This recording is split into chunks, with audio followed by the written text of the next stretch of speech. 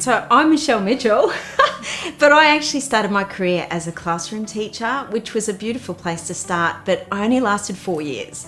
And it was because really when I looked around at some of my colleagues, I realised that they were a lot more passionate about maths and English than I was. I didn't really care if E was on the end of the word or not. But I soon found a real love for wellbeing and for kids' happiness. And so I quit teaching at the ripe age of, I think it was about 24. I founded a charity and I ended up with a psychology clinic.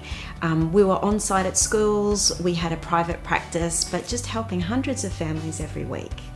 When I was a teenager, I had some really rough years, and I was one of those ones who was fortunate enough to have people around me just to steady the ship as I went and get me through to those adult years in one piece.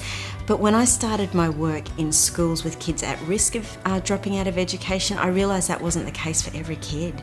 The answer to being proactive about your mental health is so underwhelming and so boring, it's unbelievable. It really is like building a house, and if the foundations aren't right, the whole house gets wobbly. And so I think sometimes we go and we take ourselves to therapy, or I see young people getting on medication, but the baseline isn't even right. So things like all the things that mum tells you, diet, sleep, movement, connecting with the right people, they're like the foundations of our house. And if we can get that structure right, it can actually shift the needle by at least 20% in our lives, which means it can empower us to keep moving forward. So if I'm under the weather and I'm not right, the first thing I look at is what's the foundation and what's the structure like.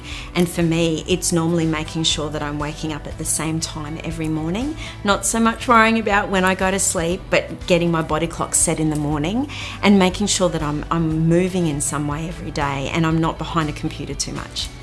I'm very grateful for my family and those that are really close to me in my life that I know that I can lean on when I need them. But I'm also grateful for little things like, I don't know, the sunshine does it for me. I love sunshine. I love a good coffee and chocolate. I just do. And I love green grass. It just floats my boat. So things like that, that I come across every day that I know that I can let my heart engage with, that's what I'm grateful for. I feel like the cost of not addressing and dealing with mental health is normally a breakdown in the relationships around your life. And I think there is a great cost at not listening to people who really love you.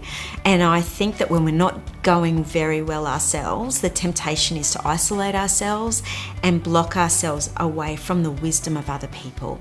So I think that's where the cost lies, because the moment our relationships break down, there's a part of our heart that crumbles with that. Purpose is such an interesting thing. Discovering your purpose is something that sounds a bit woohoo and like mystical sometimes.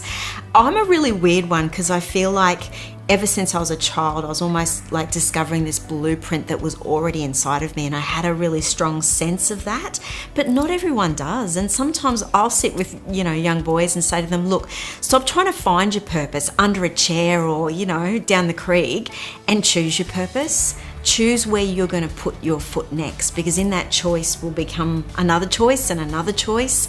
And I think that's where you find environments that you connect to. I also think that purpose is a lot broader than our work. I think we get so caught up in what career we're going to choose, when really our purpose has got a lot more to do with who we are and what we bring to whatever work environment we're in.